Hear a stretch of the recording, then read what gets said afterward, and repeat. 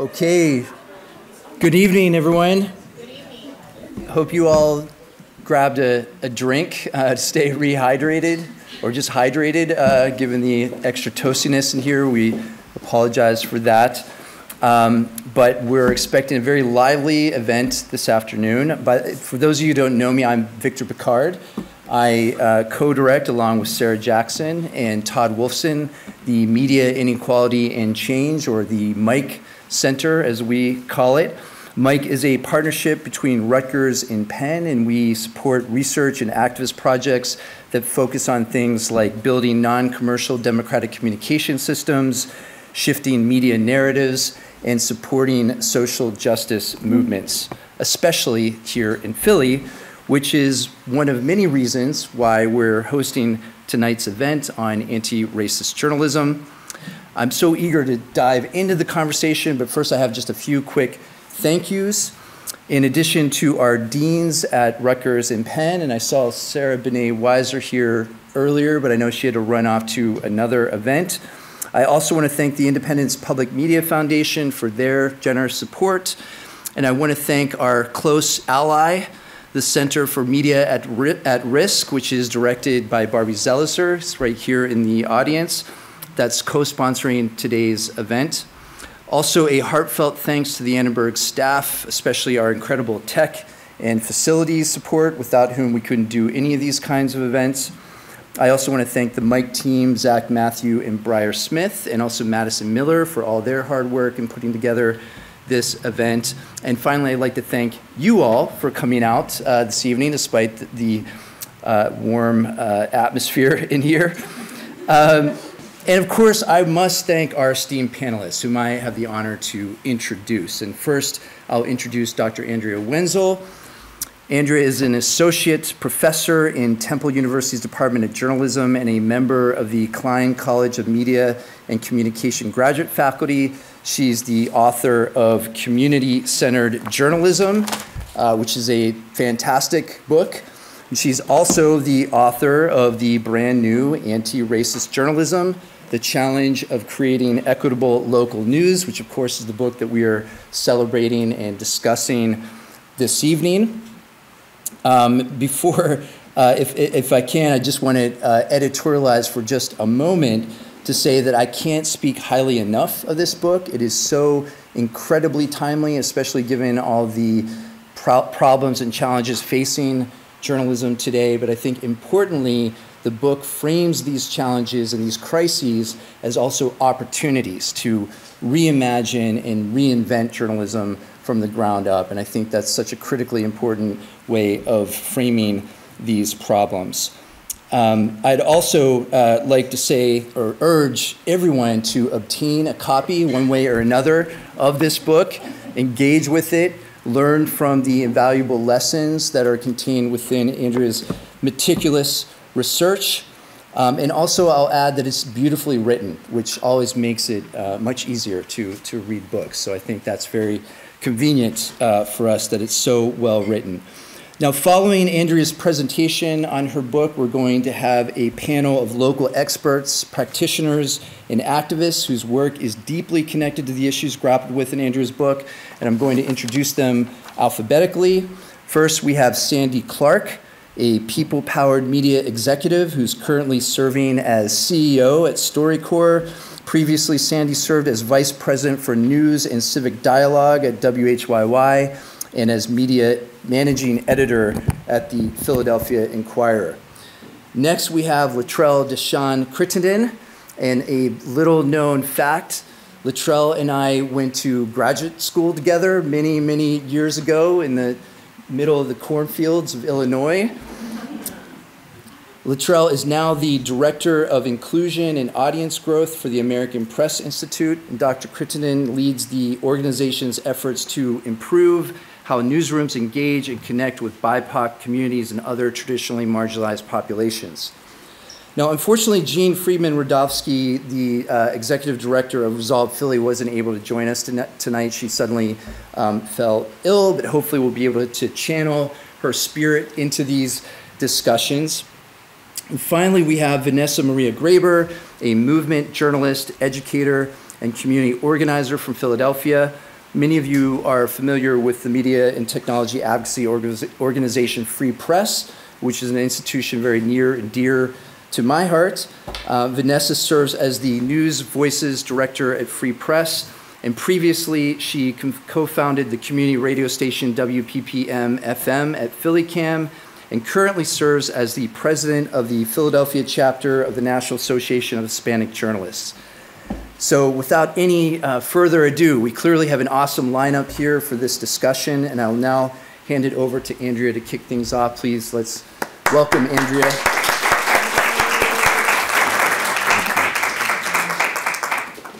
Thank you so much, Victor. It's so kind and generous, and I'm so grateful to get to be here with all of you.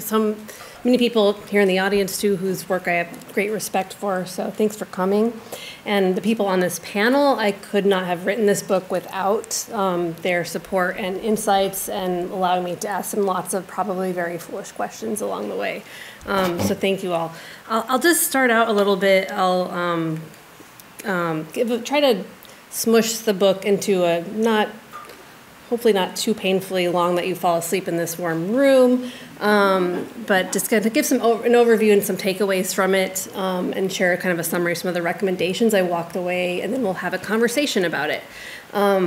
Just a little context about where it's coming from and how it came about for me. I'd been having a lot of conversations with people in different parts of the U.S. about what would a better relationship with local journalism look like. And talking to people, particularly in historically marginalized communities, in Black and brown communities in the U.S., and just hearing about not only gaps in coverage, but also harmful coverage. And of course, the problematic nature of this coverage comes from a deep history of U.S. journalism's history of harming Black and brown communities, groups like Media 2070, which Vanessa's been involved in, and others have documented this extensively. I won't try to do it justice here. And I should say at the start that I've been problematic, I probably have. I've been part of problematic systems and continue to be part of problematic systems. And so throughout this process, I've tried to be mindful of my own positionality in this work. There's things that I can't know, and I can't speak on behalf of my colleagues of color or communities of color. I can just do my best to represent what people share with me. But racism in journalism is a problem created by white people. And so I feel that we need to try to do something to try to address it as well and try to hold ourselves accountable to our colleagues of color in doing that. So my book looks at efforts to make Philadelphia's local news system more equitable and anti-racist and connected to communities. And to do this, I look both at case studies of established majority white news organizations as well as startups where the majority of staff identified as BIPOC, and also just the structural characteristics of the system as a whole. This is a snapshot of the methods that I used for this. It contains a series of case studies with observations and interviews and focus groups. And I think probably everyone in this room is familiar with the demographics of Philadelphia, but just as a reminder, in terms of race, it's only about 40-ish% of people who identify as non-Hispanic white in the city of Philadelphia. But when I would go around and look at Metro News organizations and who was in them, the demographics looked quite different. This was from back in 2018 when I had the good fortune to meet Sandra Clark from WHYY, and talked about, she was doing a source audit, and this was what at that time the newsroom looked like. It was 80% white staff, and 80% of their audience was white, and 80% of the sources were also white. And I'll get back in a moment to sort of how that has evolved and changed, but just to shift over to the newsroom at the Inquirer, similarly, this was later, this was in 2020 when some colleagues and I from Temple University were brought in to do a content audit. About 75% of the newsroom there identified as white. And 61% of the people in their stories were white. So these numbers, not super surprising, right? But what I wanted to understand was how did these numbers come to be the way they were, but mostly looking at what was being done, what were these organizations doing in terms of interventions. And so I followed each organization over a few years, and Sandy can tell you more. But she undertook a range of DEI initiatives, everything from rethinking hiring practices, doing different kinds of trainings, encouraging community engagement, and also establishing some internal accountability infrastructure. So things like making it a requirement for people to track their own sources, including goals for sourcing and for engagement as part of annual reviews. So sort of making some kind of infrastructural changes. But at the same time, there were real resource constraints and challenges in integrating community engagement into the work of the newsroom. And there was turnover. And so in 2021, Sandy left. There was also just sort of uncertainty in that moment of what would happen. Would this work be sustained? And it raised a lot of questions around how can you ensure institutional infrastructure so that when an organizational champion leaves the work can continue. And I'll come back to this in a minute, but I'll shift gears to the Inquirer. So in 2020, after they published this racist headline, there was a big mobilization led by journalists of color and in the news organization, and a reckoning that came after with the resignation of the top editor and a pretty big diversity, equity, and inclusion initiative. They set up a whole bunch of working groups and a steering committee, and something like 80 people were involved, including senior white editors. And they undertook a lot of different interventions. So they had an internal Slack channel, they had an anti-racist workflow guide that aimed to encourage more reflexive reporting and editing practices, that encouraged people to ask questions of themselves at different points in the process of doing journalism. But when I followed up with staff members, they noted that this workflow guide wasn't really being widely implemented. And even things that were happening, they weren't necessarily doing a great job about communicating them transparently. And so when they were called out for a shortcoming, for example, by Ernest Owens, who some of you know, who's the head of PABJ, the Philadelphia Association of Black Journalists, he called them out multiple times and was also a co-leader of an external group, Philly John, Philly Journalism Accountability Watchdog Network, which Vanessa is a co-leader of. And when this happened, it wasn't exactly a constructive response by the Inquirer. And if Vanessa wants, she can share more about this. There's quite a dramatic unfolding of a story there. But the Inquirer readership didn't really have a dialogue with Philly John, to say the least. So with both of these metro news organizations, there were interventions. They were doing a lot of things. There was some progress, but there was a lot of limitations. And their experiences illustrate the need for accountability infrastructure. Also, a big challenge at both places was there wasn't enough dialogue about sharing power and what that would look like, including at the tops of these organizations. And then journalists at both places noted one of the sticking points was the sort of perceived dependency on a disproportionately white and wealthy audience, a sort of imagined audience that there wasn't much conversation about, for example, what could an anti-racist business model look like? And so these are just some of the takeaways from these two established news organizations. I also wanted to explore what could be done in news organizations that had opportunities not only to do repair work, but could also be doing some reimagining of how to do journalism. And so I've talked with Resolve Philly, and so they're a journalism organization that does a lot of different things, but their initiatives try to focus on making journalism more equitable, accessible, and collaborative, and they do a lot of community engagement. And in my book, I focused mostly on their efforts to try to serve community information needs by setting up information hubs, like hyperlocal hubs. But also looking at how they're sort of changing, their role was changing, and the Philadelphia media landscape, the role they were playing within it was changing, sort of how things kind of connected with each other. And I also looked at Kensington Voice, which is a bilingual Spanish and English language hyperlocal site.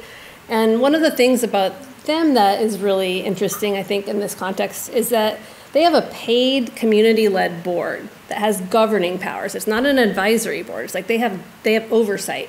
And they've instituted a lot of interesting policies internally. They have participatory budgeting where they actually sit down and talk about each other's salaries and have to agree on it.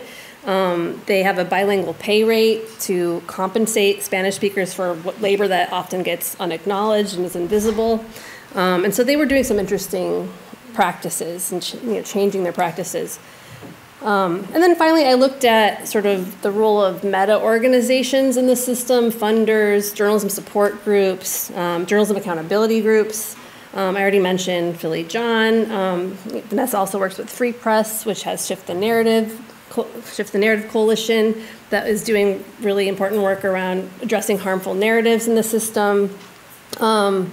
Likewise, I'll let Letrell share how American Press Institute's Inclusion Index has been trying to work with cohorts of news organizations to encourage DEI interventions and community engagement.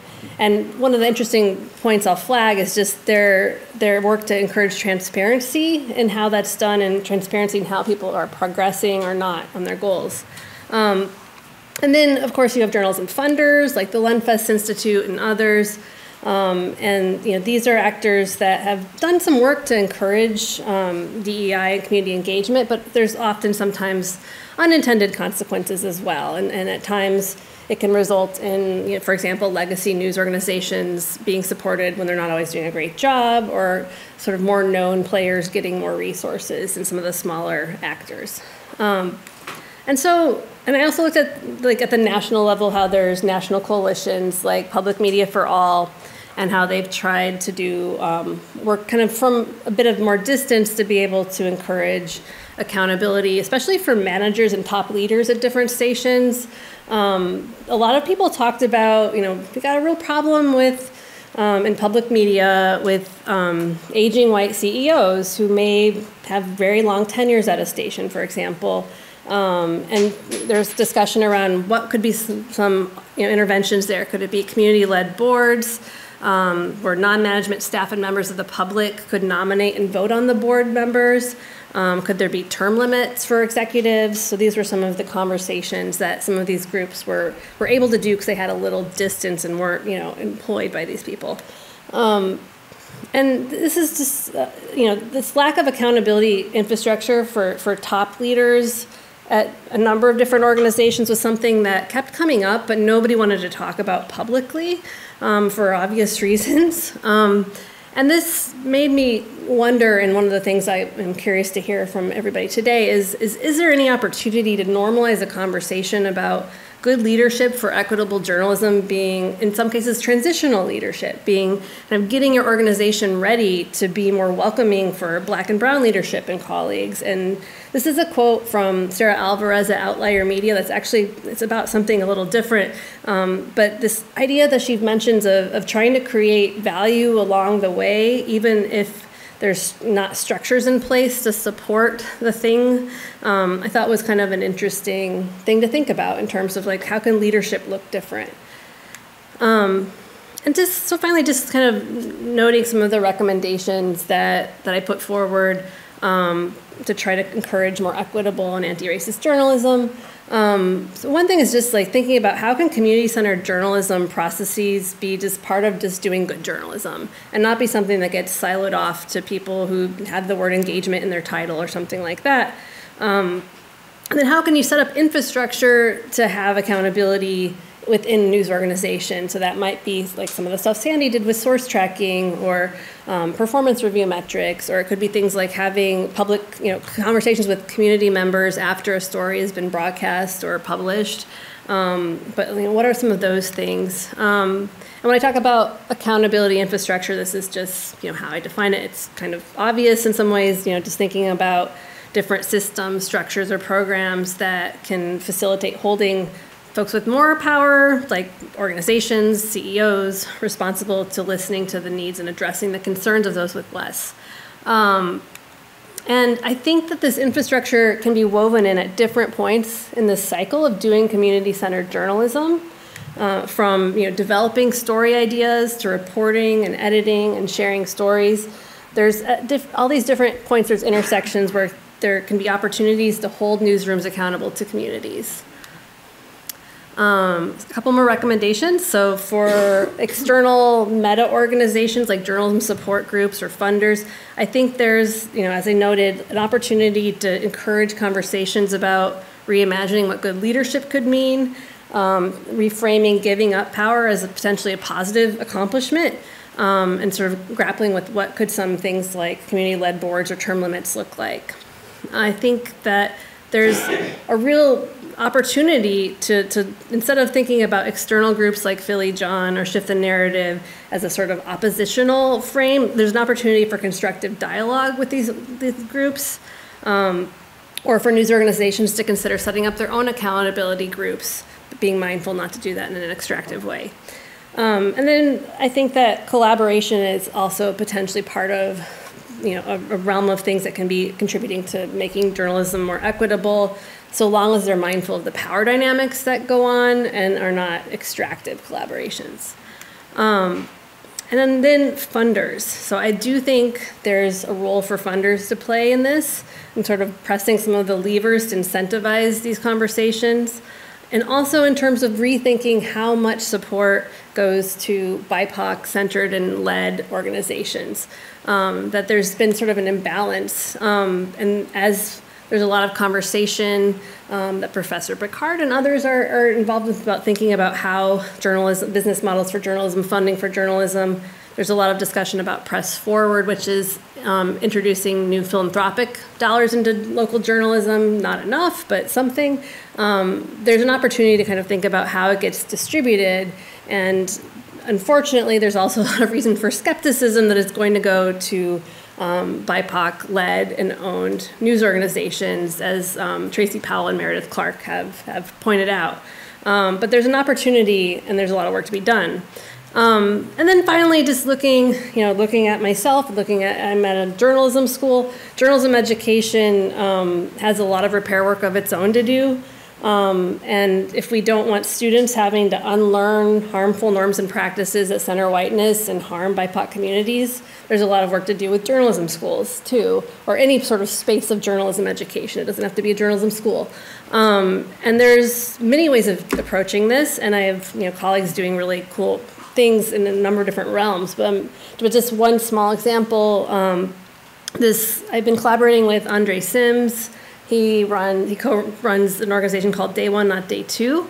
And he's a community organizer, and they do a lot of different kinds of work, youth arts work, music, projects, different things.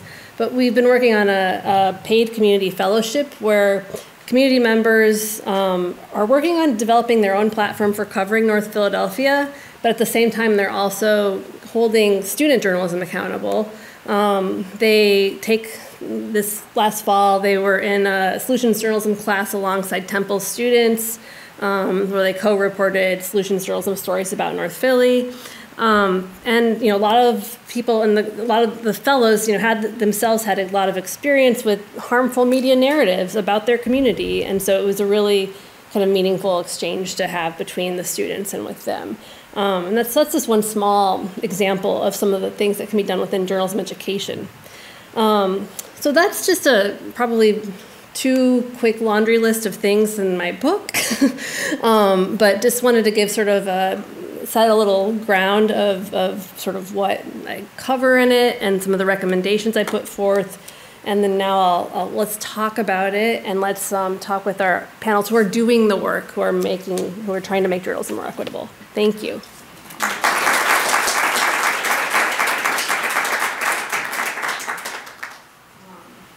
And we'll have time for Q&A from everyone in a moment, but I want us to just take a moment to pick the brains of these incredibly smart people here. So this is kind of weird, like going from there and coming to here. Sandy, I'm wondering if you can kick us off. When you look back, maybe there's just things that came to your mind after hearing that, but when you look back at your time with HYY and just sort of what's been happening now, what are some of the things that you've taken away in terms of the challenges of creating infrastructure for this work and making it sustainable? Well, thanks for the question. Thank you all for being here tonight. It's great to be with you.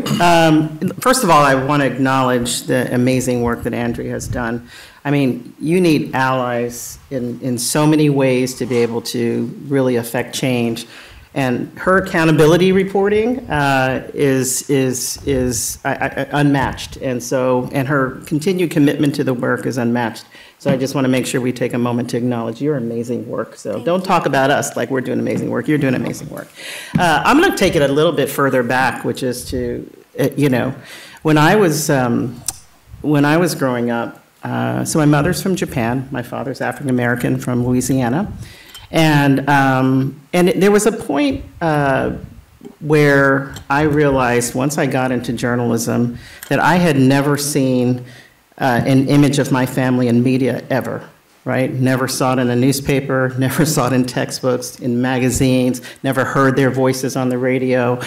And so that invisibility became kind of a driver for me, even if I didn't know it. I can't say I planned my career, didn't really think about all these things, but invisibility was something I was always very much aware of. And so sort of finding that was my career path and my own mission and commitment came to me in a very personal kind of way.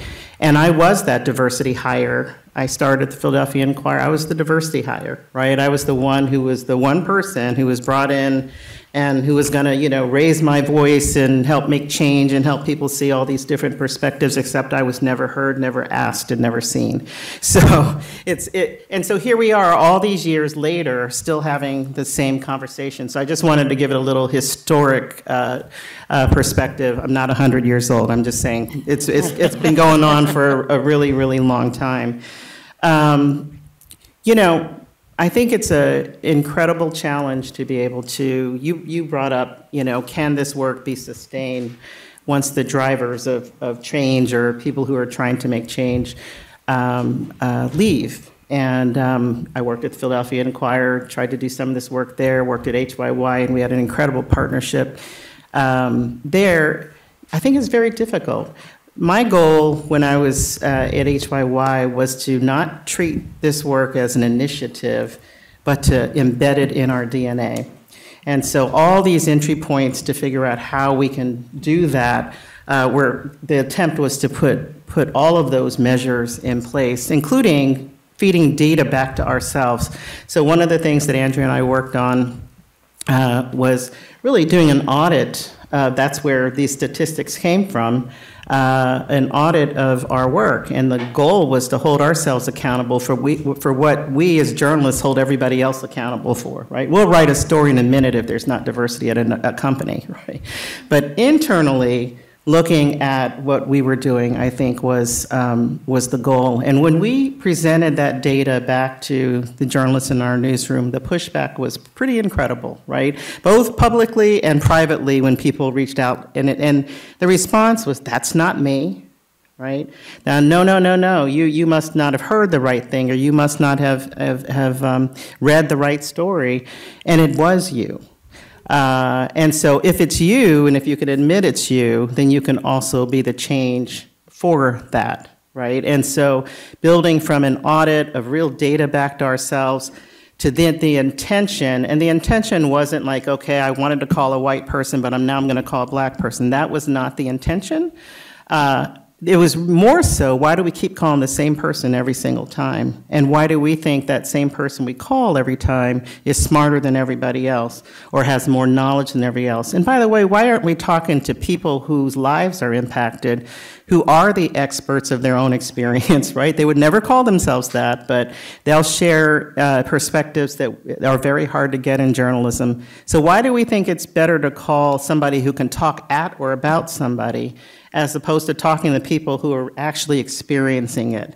And oftentimes, and if we looked at the barriers for those things, it was, we don't have time. And then if somebody tells me we don't have time, then you have to look at leadership and you have to say, well, how do we make time for that, right? I mean, it really literally is a domino that rolls through the system. So, one of the things that happened, and I'm going to just pass it back in a minute, but that happened after the murder of George Floyd was we started to see all these headlines, right? And all these newspapers and media organizations that were looking back at hundreds of years, in some cases, of headlines, of stories that they had written about these communities, and made an apology for misrepresentation, for not writing the right kinds of stories, talking to the right people. And as much as those apologies, I think, are appreciated, I think for us in this room is to think about, what did that mean that those stories were either written or not written in the way that were a benefit to these communities, right? And so these stories, the direct impact was, one, how people see others. The direct impact was disinvestment in communities. The direct impact was not seeing each other as human beings. I mean, there's all these kind of things. You literally can go down a list of the impacts that we experience today, how neighborhoods were built with highways through them. There were all these impacts of 100 years of misrepresentation of stories. So the apology's nice, but what it set forth for hundreds of years to come is really, I think, where I carry inside me, and I hope journalists, really think about. We try to address these issues with intention, but we don't recognize that the roots of this is much deeper than that. And there's no time for us to keep playing around and just kind of making these changes and hoping somebody will believe it. Every single day there's another 100 years of journalism that's being done that also is not serving communities well. I think we'll keep talking about that, but I want to hear from Vanessa. I'm curious if, given your experience with Free Press, with Philly John, what how you would like to see local news organizations building accountability infrastructure. Yeah, I think a big part of our work that's really fun at Free Press, and is sort of the legacy of Media 2070, is the ability to dream and to imagine a future of journalism that is for us, that liberates us, that empowers us, media that we own, we control, and we can create our own narratives. And so a lot of the work that we have done in the last several years is meeting with people from all over the country and asking them what their vision for the future of journalism is. And so with that, we have to fight on two different fronts. I'm somebody who's a builder. My background is in community media and community radio, and I help start a lot of community radio stations across the US, including WPPM. So I think a big part of the solution is that we need to build the new infrastructure, right? Some of these institutions are beyond reform, right? There's just, they're just so bad, and they won't fire people, that it's really beyond hope. There's maybe some little things here and there that can happen, but we really need to liberate resources, both public and private, and also reclaim spectrum, dare I say, and reappropriate frequencies, so that the media is reflective of the United States' rich, diverse populations. And that varies across the United States. So, like I said, a big part of our work at Free Press is policy work and changing laws, like in New Jersey, the Civic Information Bill that we passed, which now allocates $5 million a year for local news projects. Many of those are projects that are startups by people of color. And that's a really big part of it is, we can't wait around and rely on institutions like the Inquirer or Fox News or CNN to get it right. They're just not going to. So there's a huge movement and investment around independent media and new infrastructure and new technologies as well. But the question is, what do we do with the institutions at hand? And so as NAHJ president and a member of JOHN, the Journalism Accountability Watchdog Network, most of our members are actually employed. Like, who's actually hiring us, right? Where are the jobs? The jobs are still in commercial media. They're still in these big legacy media institutions who are still mostly white-owned for-profit institutions. So that's the other front in which we're fighting, right? We're trying to build the new infrastructure, but we're also trying to infiltrate in these spaces and give our members tools and resources to be able to navigate the white supremacist like institutions that they're in. And so I just want to know, like, you know, we are talking about decolonizing institutions, right? Dismantling systems of oppression. And it's really, really hard. So just to give a short background of John, before John was just a collaboration of the Philadelphia Association of Black Journalists, the Hispanic Journalists Association, Philly chapter, and the Asian American Journalists Association, Philly chapter, along with Free Press. And we were, again, reacting to the Buildings Matter 2 headline.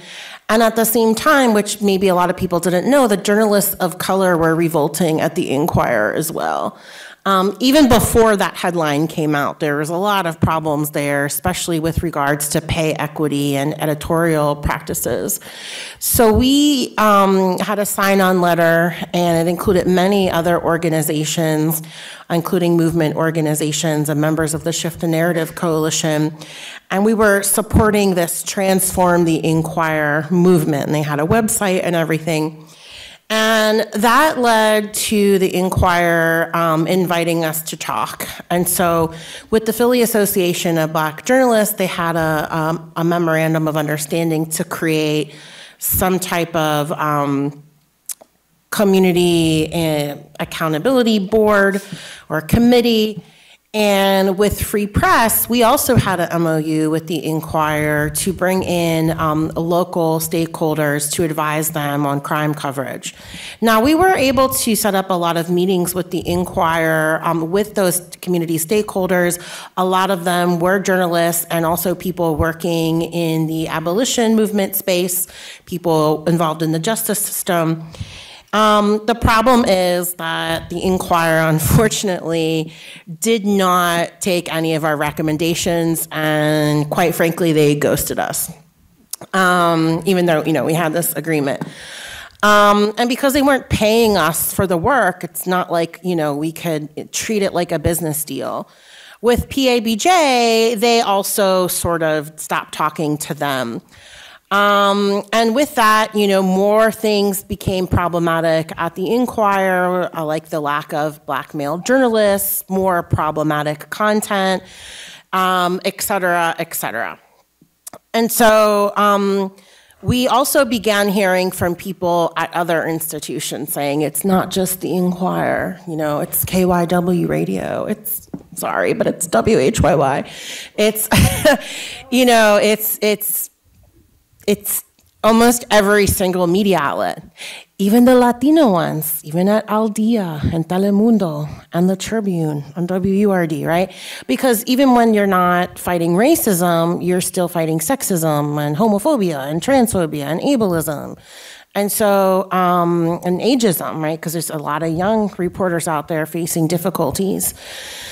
And so, you know, at some point, Tahid Chappelle, who's my colleague, who was working with us at Free Press, who is biracial, he is half black and half Indian, you know, and he was a member of both AAJA and PABJ. He said, you know, we need to form up like Voltron to defeat these people, because this is not limited to any one institution. This is happening everywhere. And like, what are we going to do about it? And so we got together and John was born. And we started to think about the ways that we can both support our members and also kind of warn people, right, about like, you know, these places. So at one point we put out a no confidence letter about the Inquirer, basically saying like, I don't know if you should work here, like work here at your own risk. And that work continues today, right? We're still working with our members, hearing from them about what the barriers. And so to answer your question, like, what are some of the things that we can do with accountability? We addressed that in John. And so shout out to the John members that came up with this. I have to put my glasses on. Okay. So some of the things that we thought are necessary: more hires of BIPOC people who are local, because a lot of people are brought in from other cities, other states, and they don't understand the local population. And universities here are graduating people all the time. They have a hard time entering the local media market. But not just hire them, but hire them in positions of power. They can make decisions and change policy.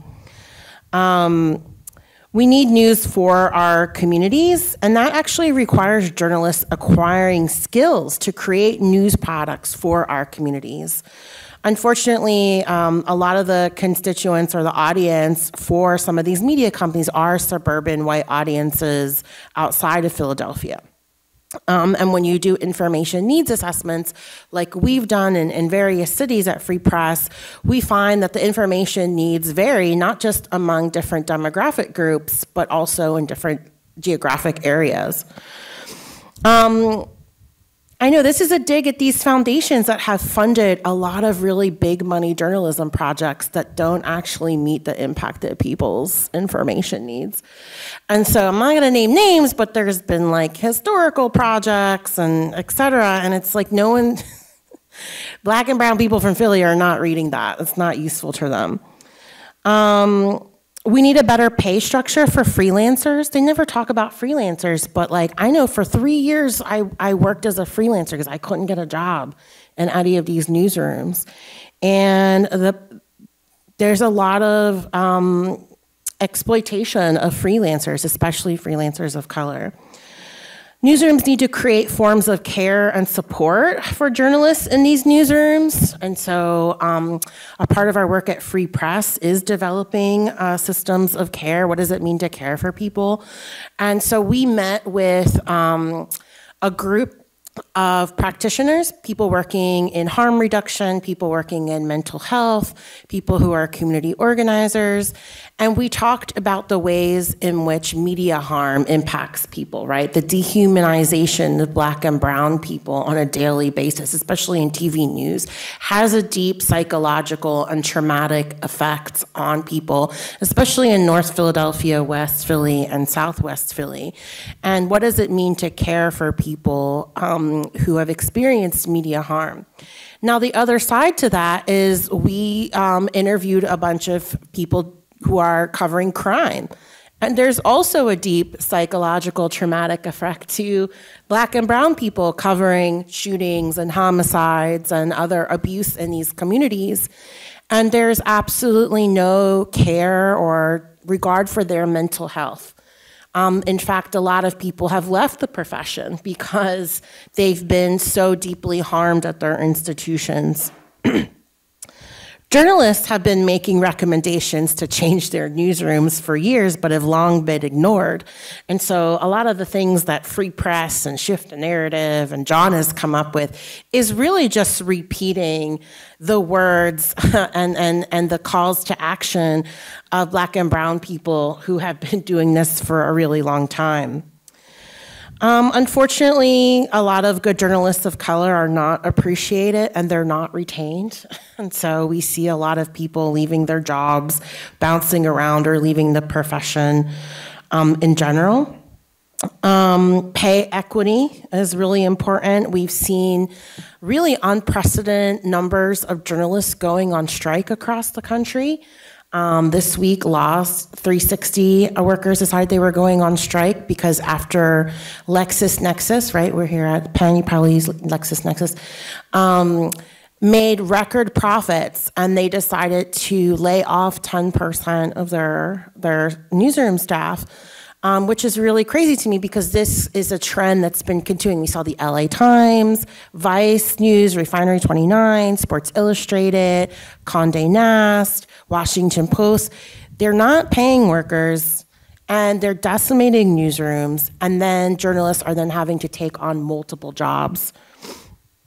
The number of non-white sources needs to be some type of goal or metric for accountability, and this speaks to some of the work that Andrea did with the audit of the Inquirer, which revealed the overwhelming majority of sources are white.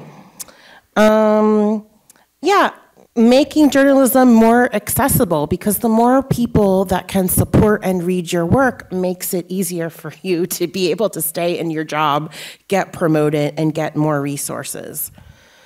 And lastly, community advisory boards that can actually evaluate and shape the coverage of your newsroom. That's really been the hardest nut to crack, because they don't want outside people, especially community members, to be able to look at the headlines, evaluate the content, and even talk about some of the really harmful newsroom practices that happen in the editorial process. And I'll just share one anecdote, true story. Met with Lisa Hughes from who's the publisher of the Inquirer. It was me, Ernest Owens, who's the president of the Philly Association of Black Journalists, and Jingyao Yu, who was the president of AAJA Philly at the time. And she told us, after we gave a long list of complaints, and we were like, you're doing this and this and this, and your journalists told us everything that you're doing. And, you know, with a straight face, she looked at me and she said, you don't get to tell us how to run our business. And we share a different analysis than you. We don't know what you're hearing, but we've also investigated. And we don't share the same analysis as you. And that's really how they ended the meeting. So I was like, what do you do after that? And that's why I say we have to build a new infrastructure, right? Because that place is, quite frankly, a dumpster fire. But if you are an organization that's open, and many are, like Kensington Voice, like Philly, like others, there are so many projects that are wanting to embark on this process. There's real benefits to inviting community stakeholders in. Your journalism, your content is going to be better. You're going to have larger audience. You're going to retain employees. And overall, it's going to be what journalism always is and should be, which is a public service for the good of our country. Thank you, Vanessa. Letrell, you've been working with news organizations that are sort of part of the old infrastructure in Pittsburgh. And I'm wondering if you could just share with folks a little bit, and I'll just let everyone know that we're going to go to questions in just a couple of minutes here, so please have your questions. But can you share a little bit about one of the things that you do is you get this cohort of news organizations to apply and you take them on, but you make one requirement to be a requirement for transparency, for them to share some things publicly with community, so that one of the points Vanessa just made about trying to get community members involved. I mean, this is something that I think is really interesting. Like can you just tell us a little bit about that and how it's going? Thank you. Goodness. I have a deep voice, and sometimes it pops and I don't recognize it. Let me start with a through line, and this gets to the work that I do with the American Press Institute. Vanessa has aptly described all the many, many, many, many, many problems and challenges that newsrooms have. Sandy has described aptly that these newsrooms with the many, many, many, many challenges act as if they don't have many, many, many, many challenges. And that's where I start with my work with the American Press Institute with a project known as the Inclusion Index. It is a research-based initiative where I basically go into a newsroom or a news ecosystem and try to ascertain how deep a newsroom or ecosystem's commitment is to what you might broadly call DEIB principles. I would just say they're good journalism principles, but they are focused on how to better connect with communities of color inside and outside the newsroom. So I look at what is your newsroom diversity? And then on top of that, what is the level of inclusivity inside of your newsroom? Because yes, they can hire you, but if they don't actually give you any voice, then that doesn't really matter. What's your content? So I will actually take a look at the content of the newsrooms. What is your engagement strategy? What is the level of trust that you have in the community? So what part of my process is going in and doing listening sessions inside of communities to see what newsrooms they actually trust? What is your understanding of key community assets in your community? Who are the key influencers in the community? Where are the key organizations? Do you even know who these people are? Have you ever tried to figure out who everybody is? And then getting back to, I think is the key, the infrastructure. You can talk a great game about how you're going to do this, and this. If you're not building it into your everyday infrastructure, then it will have no lasting impact. So with Pittsburgh, and this was our inaugural project, and I'm still working in Pittsburgh, actually just came back yesterday. We worked with a cohort of initially 5 down to 4 newsrooms on dealing with these challenges, where they allowed us into their newsrooms to talk with folks. We did research, and we basically used this infrastructure rubric to determine this is where you are here, this is where you are here, this is where you are here. And the idea, and it's a 1 to 5 scale. With the 5 scale is you're thriving, and the 1 scale is invisibility. You're not even trying. And then areas in between. So we basically ranked out different areas across the board with these different newsrooms. And all of this is available on the API website. What I can tell you with our research is that they rank pretty poorly across the board.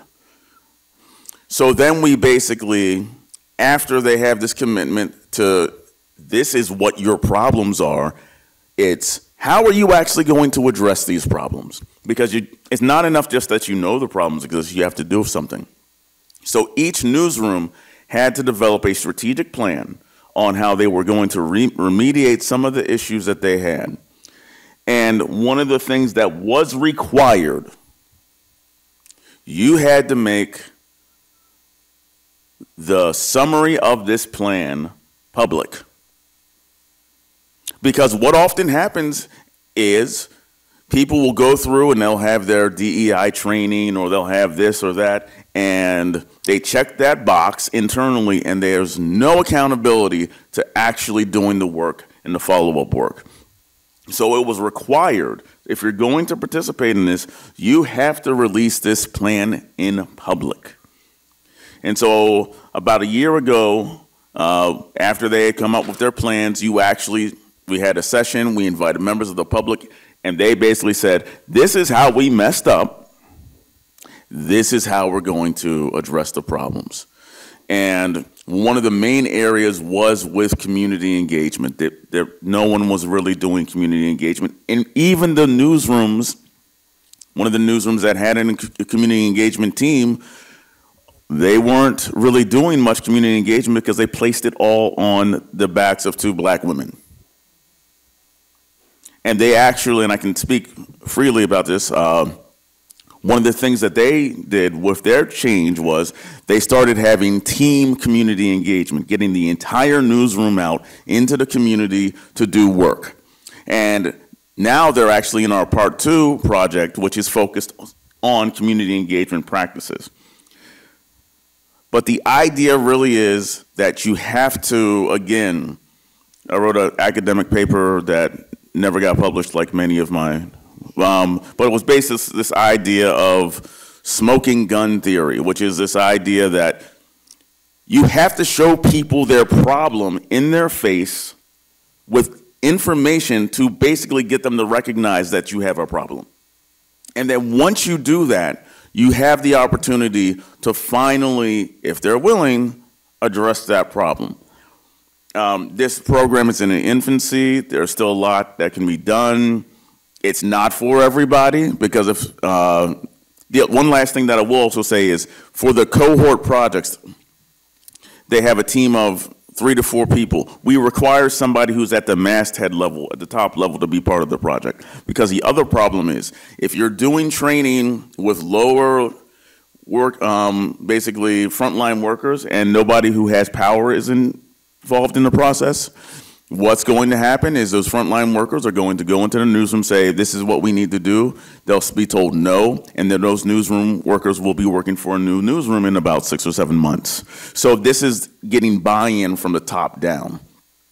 So there's lots of information about the project. If you go to American Press Institute website, you can see the various progress, but I'm happy to talk more about this project.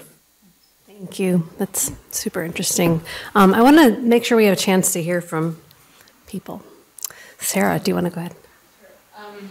I have two very different questions. I don't want to, oh. Yes, there's microphones. Okay, I have two very different questions, so please feel free to skip one of them if it's too much time to take up. My first question is for Letrell. And anyone else, I'm sure you all have insights about this as well. You know, one of the things we've observed at universities is a really intense and really fast backlash to all the promises that were made in 2020. And so in 2020, there was this moment where it seemed like journalistic institutions were re-examining their history, universities were re-examining their history, and almost immediately these sort of like powerful stakeholders have sort of appeared to attack DEI projects, to push back against the sort of like smoking guns that we have already provided. And so I wonder if you're seeing something similar in journalistic institutions and in professional journalism spaces, and what that maybe means for the kind of work you all are trying to do. And then the second question I think is probably for everyone. A study just came out last week that showed about 7% of American journalists are employed by the New York Times. And at the same time, it seems like every day in the news, there's a new story of journalists in the United States being laid off from smaller publications. And of course, at the same time, we're getting story after story of journalists in Gaza being murdered as they're trying to cover what is essentially a local story, right? And so I wonder if one of you or all of you could say something about sort of like what this contraction of spaces and places for journalists to be employed means for some of these questions of anti-racism, of inclusion, of speaking to and about particular publics and their needs. I have to be very careful with how I answer this question.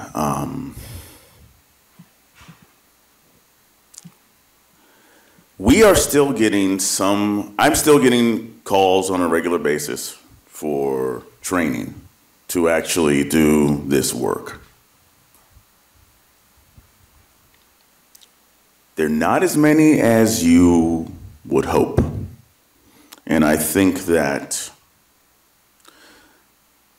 one of the challenges that journalism has is short memory span. And what do I mean by that? This year, you're going to see a lot of work focused on the election and democracy. And because newsrooms often only want to focus on one or two things at a time, what you'll hear is, we don't have time to do this, we got to focus on the election. We don't have time to do this, we got to focus on whatever else the problem happens to be. And that is why it's so important to build infrastructures into daily practice, because yes, I will say that moment has passed where you have collective folks who are really focusing on these issues. Now, does that mean that everybody's not, that there aren't newsrooms that are still focused on it? Yes, there are a lot. But the reason why it's important to really build infrastructure is because once these challenges erupt and once memory is lost, if you have the infrastructure built into the system, then you're guaranteeing that, oh, we're going to be doing audits every month of our content. We're going to have engagement in the communities 3 times a month with the entire staff involved. So that is what I really try to work with the newsrooms, building the infrastructure, because I'm very aware that if you don't build that long-term vision, the short-term memory that newsrooms have will often place, particularly issues as it pertains to engaging communities of color, that's going to go to the wayside. Yeah, I'll just add to that I don't see a backlash against DEI as much as I see a backlash against anti-racism, because the two are different, right? DEI is not anti-racism. And so when I've worked with newsrooms, and usually it is a small committee of women of color, usually, you know, we brainstorm, we engage the community, we come up with recommendations. That's, you know, where we start to see the resistance, right? Because now this is costing money, this is a long-term vision, this is not a short-term fix, and it doesn't, you know, go with their current for-profit model, right? And so there's a perception that they're gonna lose money, right? And so at one point I was even told, and this is, you know, a very large newspaper chain said, okay, but this time when you do the training, can you show the financial benefits of engaging Black and brown communities? And you know, I was like really upset at first. I was like, this is outrageous, how dare they? But then I thought, like, okay, like we have to speak their language. Like this is the game they're playing. So, you know, like let's look at it. There are financial benefits. Obviously, let's do that. But that is the only time they want to listen, you know, when you talk about giving people more power, because racism is about power, right? And when you get to the core of the issues in these newsrooms, people of color want more power. That's when you see resistance and retaliation. And that's when they abandon their DEI plans. On the second question, I'll just say that, like, we're in late stage capitalism, right? Like that's why we're seeing layoffs and deterioration of public spaces, of free speech. It's not happening in a vacuum, right? Like the rise of fascism is real. It's also being juxtaposed by the rise of the global South and anti-colonial movements. And that really scares, you know, people in power, the elites who control all the resources. So we have to look at it under that lens, right? You know, demographic in this country is changing. People are demanding more. People are thinking about journalism in other ways. And I think we really need to stop relying on the for-profit capitalist journalism model to get our information needs met, right? And so we are in a historic moment. We're actually working on something at Free Press about all of these layoffs, right? It's related to the loss of profits due to Google and Facebook and other social media now taking over a lot of the ad revenue, right? Because historically, newspapers and especially, you know, TV media and magazines have relied on most of their capital coming from ads. And because they have lost, you know, the monopoly on that, they're losing money. Even though they're still making money, let's be clear, they're still making record profits in a lot of cases. But the CEOs are not making as much money as they could. And so they've decided to address that problem with layoffs and by paying people less and resorting to freelancers. We're also seeing, again, you know, a lot of people unionizing, right? And not just in the journalism space, but in other sectors as well. And I've never seen so many strikes and letters by the News Guild. And so people should really be paying attention to workers, right? This is about worker solidarity.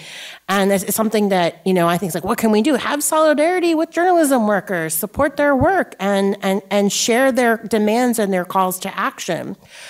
When it comes to, you know, what's happening in Gaza, I mean, that's a whole other can of worms, but I'll say, the reason why they're targeting journalists and not letting international press come in there is because we have TikTok and Instagram, and they're showing the truth of what's happening there. And people can be citizen journalists. And so a way to cut people off is by taking out the electricity and taking out the internet. And that's happened in other countries around the world. And by restricting access to Gaza, which is why they're not allowing international press unless they're embedded with the IDF. At the same time, going back to the 1996 Telecommunications Act, which caused mass media consolidation, one of the first things to be cut across major media networks was foreign correspondence, right, and investigative journalism. And so we are now relying more and more on people like Motaz, who now is, has left, and Bisan and other young people who are recording the daily horrors of the genocide using social media.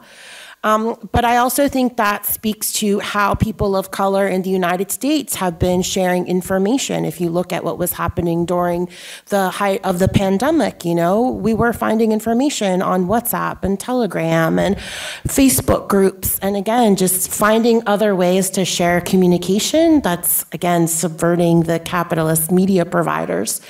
So again, in thinking of the future of journalism, part of our solution to that is public funding. We need to invest, and we also need to reclaim the spaces and the spectrum that will allow us to broadcast our messages. Yeah. How you doing? My name is Ovona Higgins. I think I have a question. But I think this racism issue is an issue of structural racism throughout the nation. And that issue has never, ever really been addressed. So what I did was draft legislation to address structural racism. Now, the other thing in regards to media is that we have to go back to the Reconstruction that was never completed for American freedmen, Afro-Americans. So if that work is completed, Afro-Americans would have their own media source. But because of the 13th Amendment, the government actually has the obligation to fund the black press to equal that of the white press. So all we're really doing is begging the owners to hire us. But again, they control what we write. Afro-Americans need to be able to write through the lens of our eyes, right? So the same way that black people are looked negatively in the Inquirer or the Daily News, well, in the black publication, we will be showing the reality that, guess what? White people create crime too, commits crime too. But those stories are never going to be done until we actually own. So what has to happen? The publications or people who say that they really want diversity, they have to fund those publications. Because if not, we're just going to be continuously asking for permission to be in your newsroom when the reality is you can't make anybody hire you. The same way with the NFL with the Rooney Act. It's like, you can't make them hire you. Yeah, they've been interviewed, but they haven't hired. So until we actually own the newsrooms, this is going to always be a problem. Can I take your segue? Because thank you for those comments.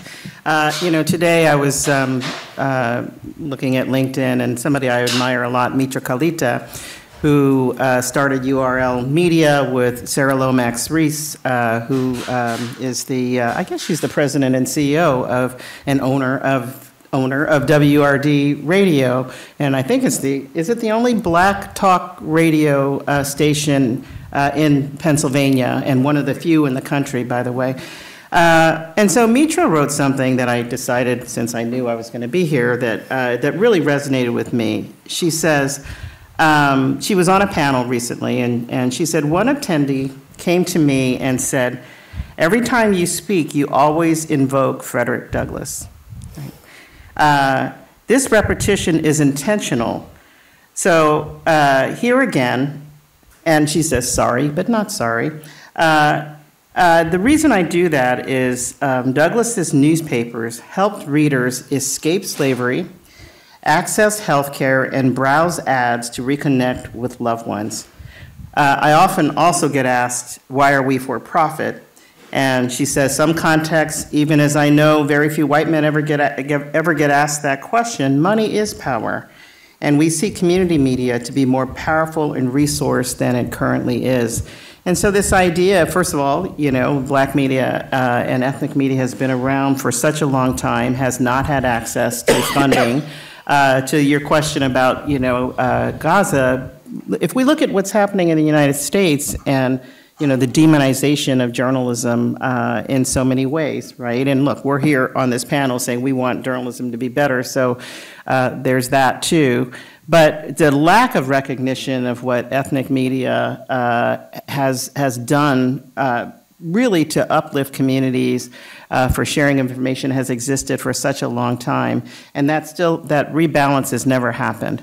It's philanthropy dollars, even though right after particularly in the racial justice protests right after George Floyd's murder, when many people discovered racism for the first time, all of a sudden a lot of the philanthropists were like, okay, well now we're going to support others who have not had access to the money, but they haven't really done that, and they certainly haven't supported in a way that creates a sustainable business model. The reality is that journalism still lacks a sustainable business model, and that work has got to be done. I mean, it's a combination of many, many things. We tend to look at through the lens of major news organizations as opposed to those on the ground who are fully committed to their communities, who are archiving things, who are trying to uplift businesses. And I would just end with this, is that one of the things that journalism, and being at StoryCorps, I have to say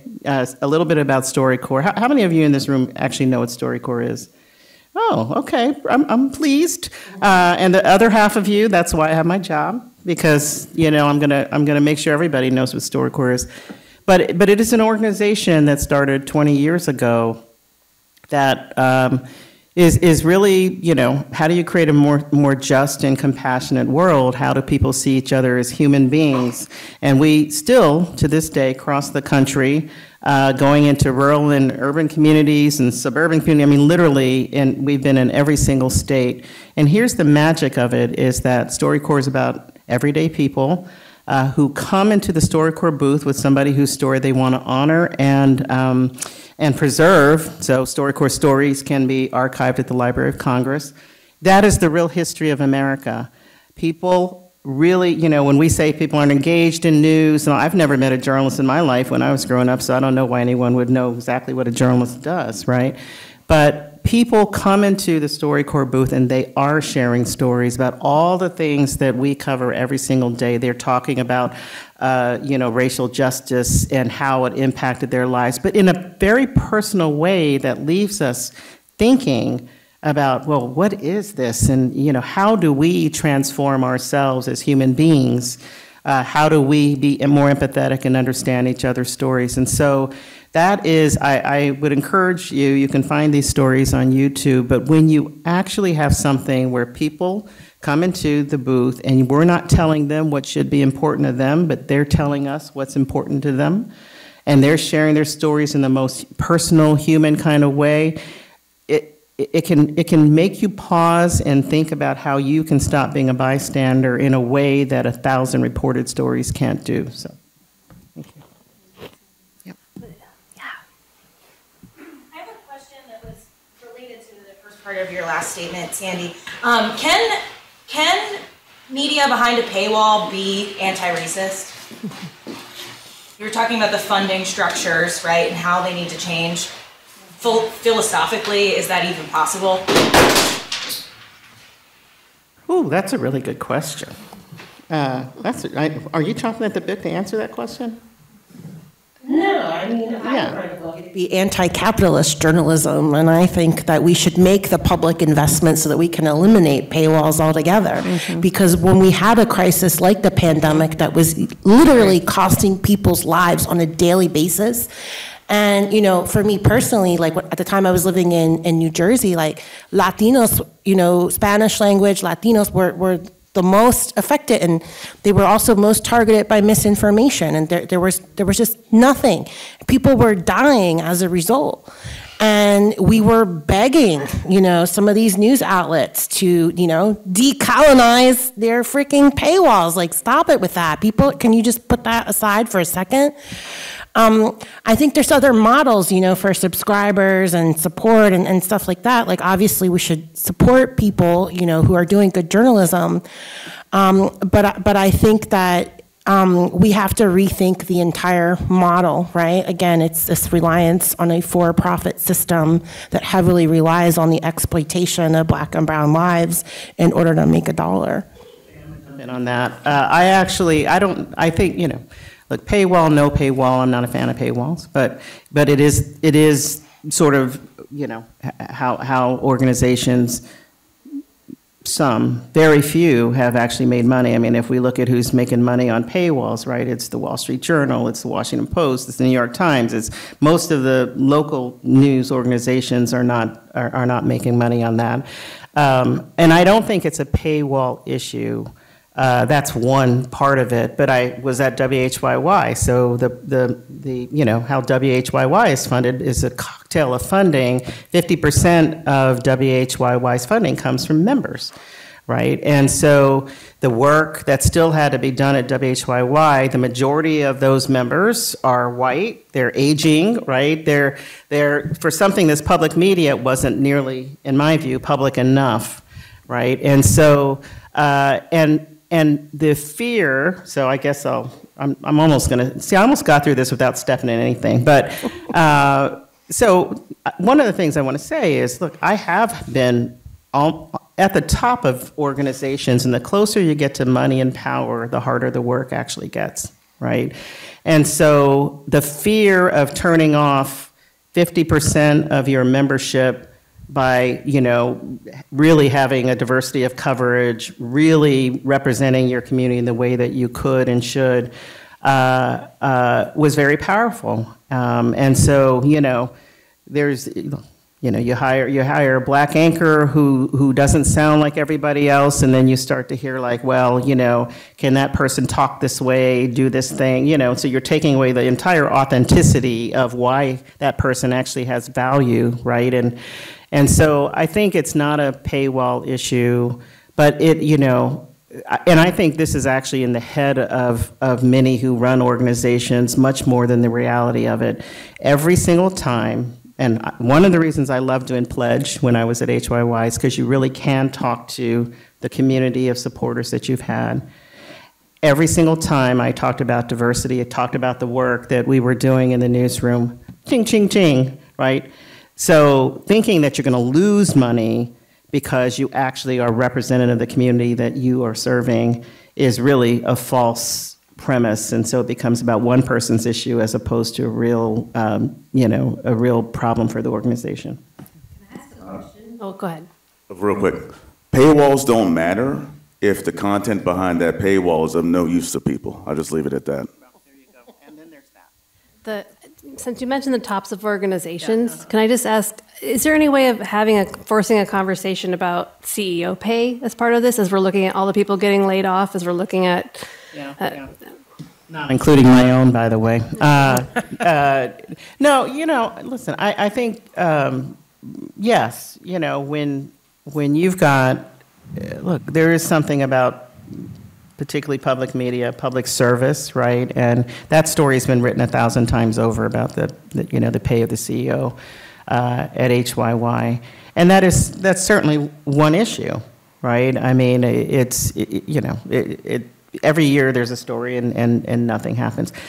I think, you know, until there's a real more, you know, real, keeping it real conversation happening among CEOs, I don't think change is going to happen. And by the way, CEO pay is tied to what the board decides the value of that person is and what they're going to pay them. So you can look at the CEO, but the reality is that's what the board has decided is the value to the organization. So. How do we get community-led boards?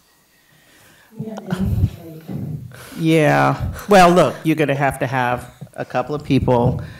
One, I think you have to have the person at the top seeing the value in that. Right, honestly, because otherwise it's just a board. It's just, we bring the community together every now and then, we'll hear their voice, and then we just move on.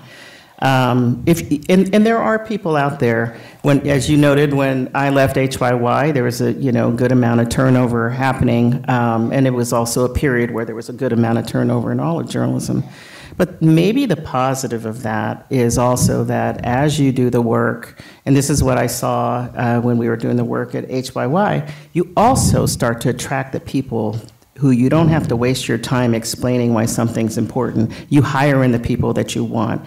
So the flip side of people leaving sometimes is that you can actually attract the people that you want. I just want to say one thing is that news is a product, media content is a product, and you all are consumers. And consumers have a lot of power, right? And I'm a big fan of Ralph Nader and all of his consumer protections. And I think that people underestimate how much power we have to put pressure, advocate, organize, to demand these things of media companies. We're just not doing that, right? It's like, if you want better safety standards for airlines, right, and you're willing to take action, you can apply that same strategy to media companies. I'll also say you can infiltrate. I have been on boards for a long time, and I have wielded my influence and brought in other people. It's a public service. A lot of times you don't get paid, but I think that it's actually really hard to recruit people from the community. You have to take one for the team and do that public service if you want to make a change. And lastly, I'll say that we should really look at cooperative media. Canada has a really good model for cooperatives. And just, you can talk to my love over there if you want to learn more about cooperatives with his book publishing cooperative, Common Notions. But that's just another, way to democratize power at a media organization.